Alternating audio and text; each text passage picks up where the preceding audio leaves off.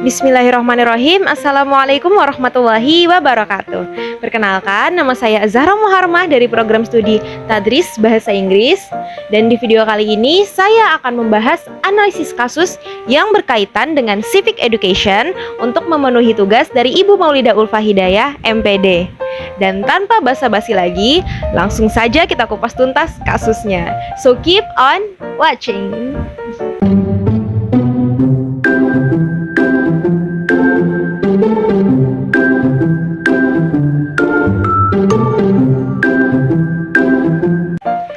Nah, pada video analisa kali ini, saya akan membahas hal yang berkaitan dengan demokrasi, yaitu golput sebagai ancaman demokrasi di Indonesia saat ini. Nah, memang apa sih kaitannya golput dengan demokrasi? Sebelum membahas hal itu, saya akan mengulang sedikit pengertian tentang demokrasi. Jadi, apa itu demokrasi? Demokrasi berasal dari bahasa Yunani, yaitu demos dan kratos. Demos bermakna rakyat atau khalayak, sementara kratos bermakna pemerintahan. Jadi, dapat disimpulkan bahwa apa? Demokrasi adalah sistem pemerintahan yang mengizinkan dan memberikan hak kebebasan kepada warga negaranya untuk berpendapat serta turut serta dalam pengambilan keputusan di pemerintahan. Nah, ciri-ciri negara yang berdemokrasi itu seperti apa sih? Nah, ciri-cirinya itu seperti memiliki perwakilan rakyat. Kalau di Indonesia itu dengan adanya DPR atau Dewan Perwakilan Rakyat. Kemudian ciri-ciri selanjutnya ada keputusan berlandaskan aspirasi dan kepentingan warga. Kemudian yang ketiga, ada menerapkan ciri konstitusional. Nah, hal ini berkaitan dengan kehendak, kepentingan atau kekuasaan rakyat, di mana hal tersebut juga tercantum dalam penetapan hukum atau undang-undang. Kemudian adanya penyelenggaraan pemilu untuk menjalankan roda pemerintahan. Yang terakhir adanya sistem kepartaian. Nah, itu tadi ciri-ciri dari demokrasi, negara yang berdemokrasi. Sekarang kita kaitkan nih dengan kasus yang akan saya bahas pada video kali ini. Tentang apa? Tentang golput. Nah, apa itu golput? Menurut Kamus Besar Bahasa Indonesia, golput memiliki arti golongan putih. Sedangkan menurut situs Rumah Pemilu, golput adalah singkatan dari golongan putih yang berarti memilih untuk tidak memilih. Pilihan ini merupakan bagian dari hak pilih bagi negara yang menempatkan memilih sebagai hak. Jadi bukan kewajiban. Nah, mulai kebayangkan gambaran kasusnya akan seperti apa nih? Nah, sekarang apa sih kira-kira pengaruh golput dalam demokrasi? Untuk mengetahui kaitannya, mari kita bahas dari hal yang paling mendasar, yaitu apa? Alasan mengapa masyarakat melakukan golput. Berdasarkan hasil research saya di artikel, berselancar di internet, dan lain sebagainya, saya menyimpulkan ada 4 faktor terjadinya golput. Yang pertama, masyarakat tidak percaya terhadap politik, baik partai maupun calon pemimpin yang akan bersaing dalam pemilu. Karena apa? Karena biasanya masyarakat merasa kecewa terhadap kepemimpinan yang ada dan tidak ada kandidat yang sesuai menurut hati nurani masyarakat.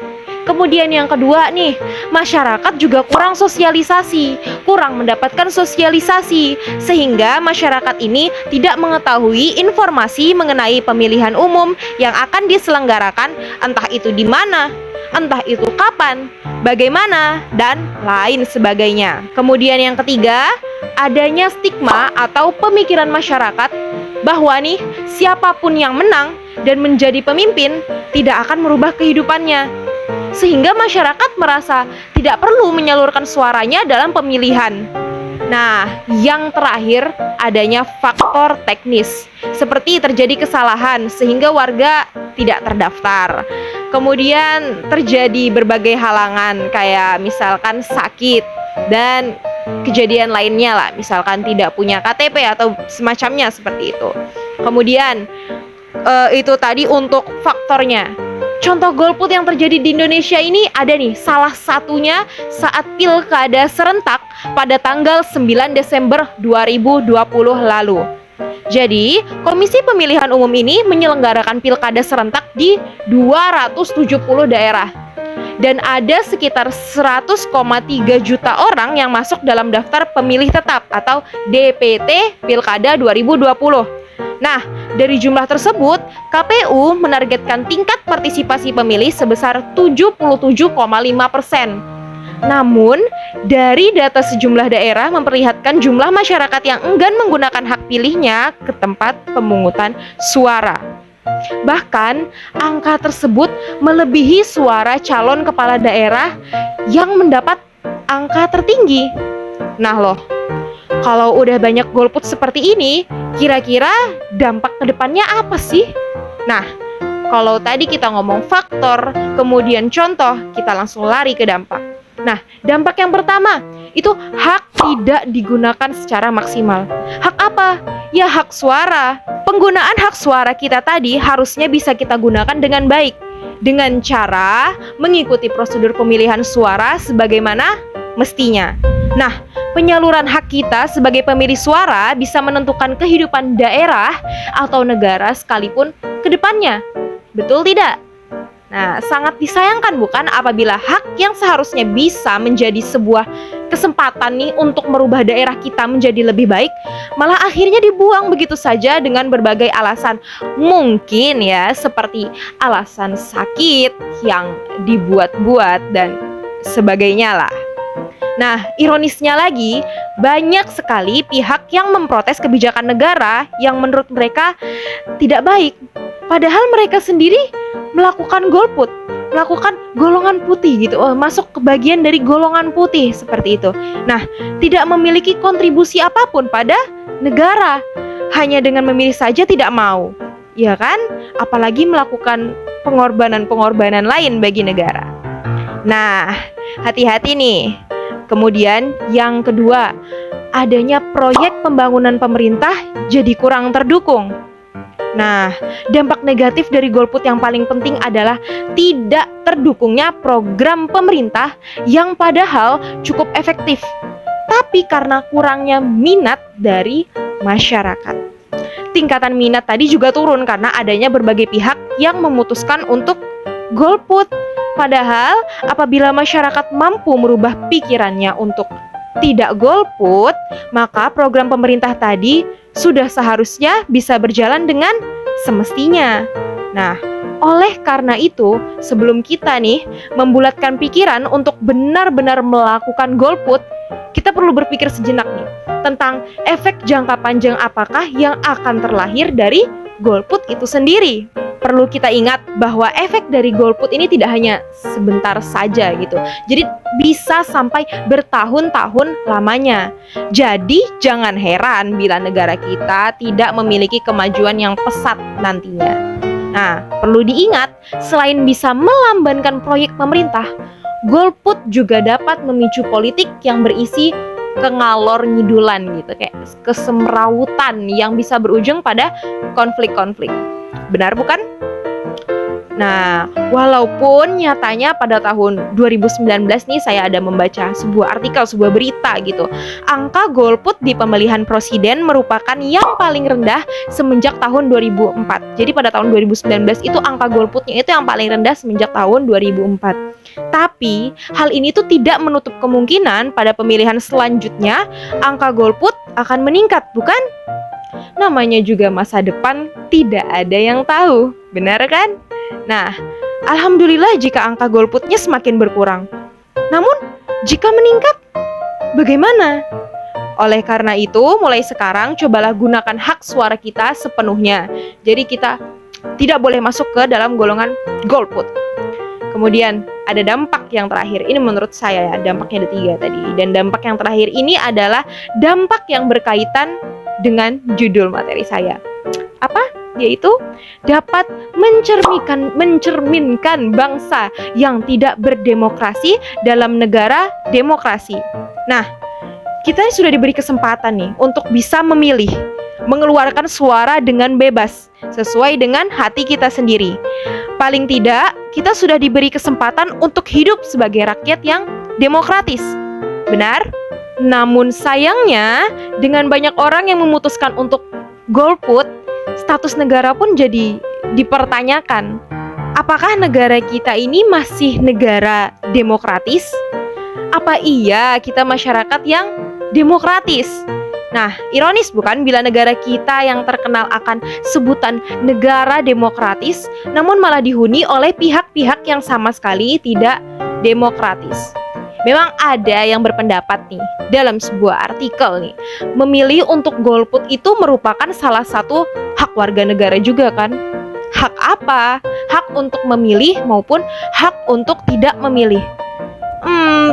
Jujur saja saya sendiri kurang setuju. Bukan. Tidak setuju. Mengapa?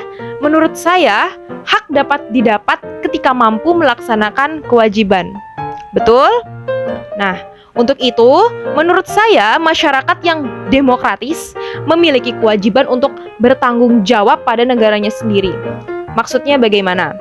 Jadi, kembali lagi seperti yang saya jelaskan tadi, untuk kepentingan dan kemajuan negara ke depannya, otomatis masyarakat harus memilih pemimpin mana yang setidak-tidaknya paling mampu mengubah nasib negara bersama rakyat. Oleh karena itu, muncullah hak suara masyarakat memilih kandidat mana yang cocok memimpin negara kita. Benar bukan? Jadi, hak suara ini juga harus diobservasi kembali secara mendalam gitu. Jika memang masyarakat memiliki hak untuk memilih dan tidak memilih, lalu bagaimana jika nih ke depannya seluruh masyarakat menggunakan haknya untuk tidak memilih? Siapa yang akan menjadi pemimpin akhirnya? Siapa yang akan memilih kandidat tersebut? Otomatis kekuasaan bukan dari, oleh, dan untuk rakyat lagi, bukan? Apakah ini yang dinamakan dengan masyarakat yang demokratis? Apakah ini yang dinamakan dengan negara demokratis? Nah, ini dia. Kalau sudah begini, kira-kira apa yang harus kita lakukan nih? Pastinya penanganannya itu tidak mudah ya. Tadi kita sudah membahas faktor, kemudian contoh, selanjutnya adalah dampak. Sekarang kita membahas penanganannya. Bagaimana? Golput ini bisa diatasi dan ditekan dengan berbagai cara. Meskipun memang tadi agak pasti tidak mudah ya untuk menyelesaikan masalah golput ini, tapi adalah caranya. Antara lain itu melakukan komunikasi dengan masyarakat yang dapat dilakukan melalui sosialisasi dengan membahas mengenai pentingnya menyumbangkan suara di saat pemilu berlangsung. Sosialisasi ini juga sebaiknya dilakukan secara intens. Jadi perlunya langkah dari partai politik untuk benar-benar memilih calon pemimpin yang berintegritas, kredibel, dan memiliki kualitas dan kapasitas sesuai harapan masyarakat, sesuai kebutuhan masyarakat, seperti itu. Nah, selain itu juga ada cara mengatasi golput itu dilakukan melalui pendidikan demokrasi. Pendidikan demokrasi sendiri merupakan upaya atau sarana untuk menumbuh kembangkan sikap, pengetahuan, dan keterampilan demokratis. Pendidikan demokrasi dapat dilaksanakan nih melalui pendidikan formal, pendidikan non-formal, atau pendidikan informal. Nah, pendidikan demokrasi memiliki tujuan untuk mempersiapkan nih masyarakat agar berpikir kritis dalam bertindak demokratis melalui aktivitas demokrasi dan menanamkan kesadaran kepada generasi muda lah bahwa demokrasi ini merupakan bentuk kehidupan masyarakat yang paling menjamin hak warga masyarakat atau hak warga negara. Jadi pendidikan demokrasi ini tentu saja berperan aktif dalam menekan angka golput. Penerapan pendidikan demokrasi yang paling efektif dapat dilaksanakan itu melalui pendidikan formal seperti apa yang kita pelajari saat sekolah ya, dari SD, SMP, SMA, pendidikan kewarganegaraan di sekolah. Nah, penerapan ini dilakukan guna menyadarkan generasi muda akan pentingnya menyuarakan pendapat melalui pemilihan umum.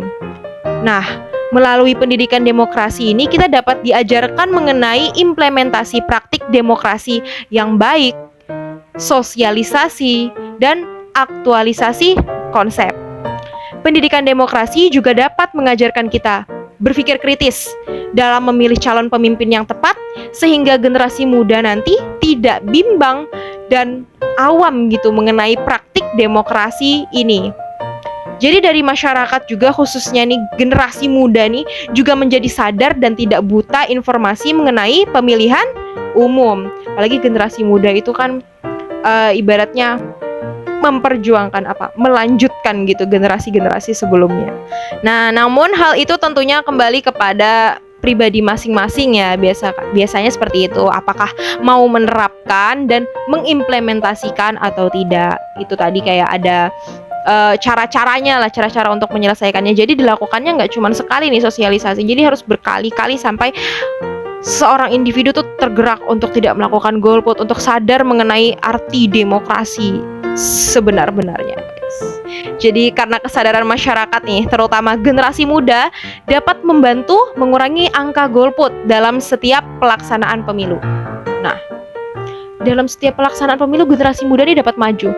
Di sini nih contohnya nih, kita sebagai mahasiswa atau dikenal dengan agent of change dan turun langsung nantinya ke masyarakat, itu bertindak bagaimana?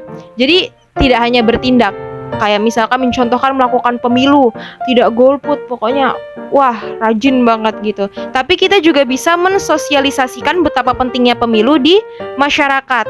Kita kampanyekan nih, mengapa sih golput itu mengancam demokrasi. Nah, sama seperti yang saya jelaskan tadi, mengapa penting menggunakan hak pilih kita dengan bijak. Bagaimana memilih seorang pemimpin yang dirasa cocok untuk membantu rakyat mencapai cita-cita bangsa yang tertera dalam pembukaan Undang-Undang Dasar 1945 alinea ke-4. Nah, jadi pada kesimpulannya, golput dapat mengancam demokrasi di Indonesia karena jika terus terjadi angka peningkatan golput, demokrasi itu sendiri bisa hilang. Mengapa? Karena tidak ada lagi hakikat demokrasi yang bunyinya dari, oleh, dan untuk rakyat. Rakyat sendiri saja tidak mau memilih pemimpinnya. Bagaimana demokrasi itu berjalan? Tidak hanya itu, nasib negara itu ada di tangan rakyat. Jika pada akhirnya rakyat tidak memilih, kemudian ada pemimpin yang tidak sesuai hati rakyat dan tidak mampu menjalankan visi misi bangsa, kapan kita semua bisa maju? Benar bukan?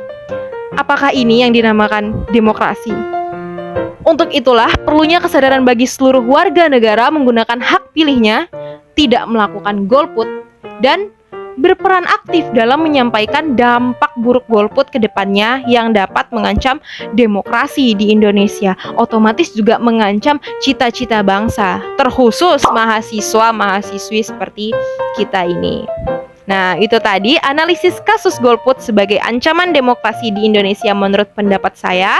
Semoga apa yang telah saya sampaikan bisa bermanfaat dan bisa diamalkan dengan baik. Saya mohon maaf apabila ada salah atau kurang kata dari saya. Saya akhiri. Terima kasih kepada Ibu Maulidah Ulfa Hidayah, MPD, yang telah membimbing saya selama 1 semester ini. Terima kasih juga kepada teman-teman yang telah mendukung saya hingga selesailah tugas akhir semester saat ini. Sekali lagi saya ucapkan terima kasih. Saya akhiri. Wallahul muwafiq ila aqwamit thoriq. Wassalamualaikum warahmatullahi wabarakatuh.